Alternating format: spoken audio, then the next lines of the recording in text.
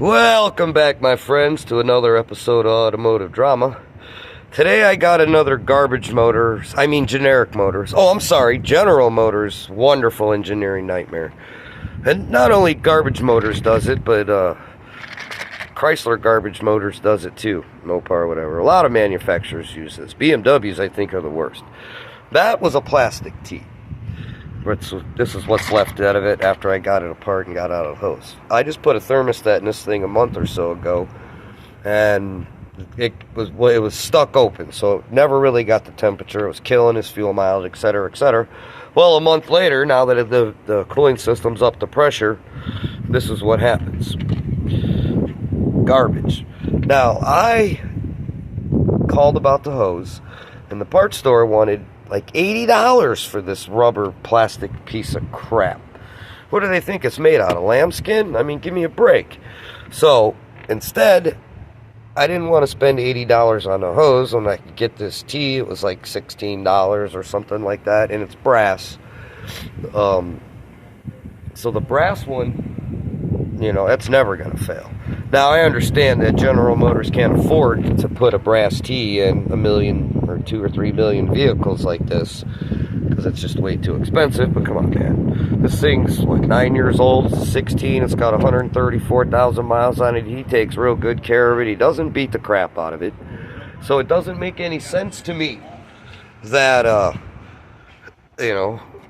this just shows you how the manufacturers use the cheapest materials they possibly can to mass produce these vehicles.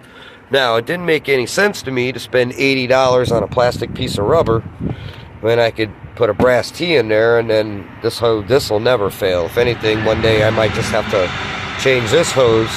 They sell actual coolant hose, and I just change the hose. But the hose is, that's still a pretty strong rubber, so it kind of lasts. I mean, there's nothing wrong with the hose. But $80 for that thing. Or $16 for that tee and a couple of hose clamps. It was less than $20, I think, for the whole thing.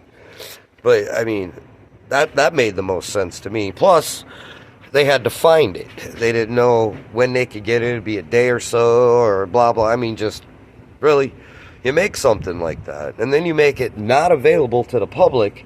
So now your car's stuck broken down for 2 days because nobody can get the part. And I'm sure General Motors has it, but they probably want $180 for it. You know how the dealership is.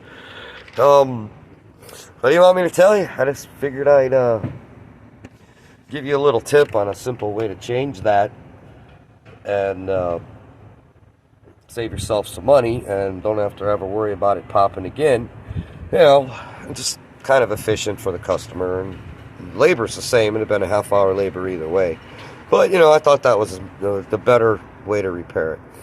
Anyways, like always, likes are nice, scribes are better, questions, comments, feel free.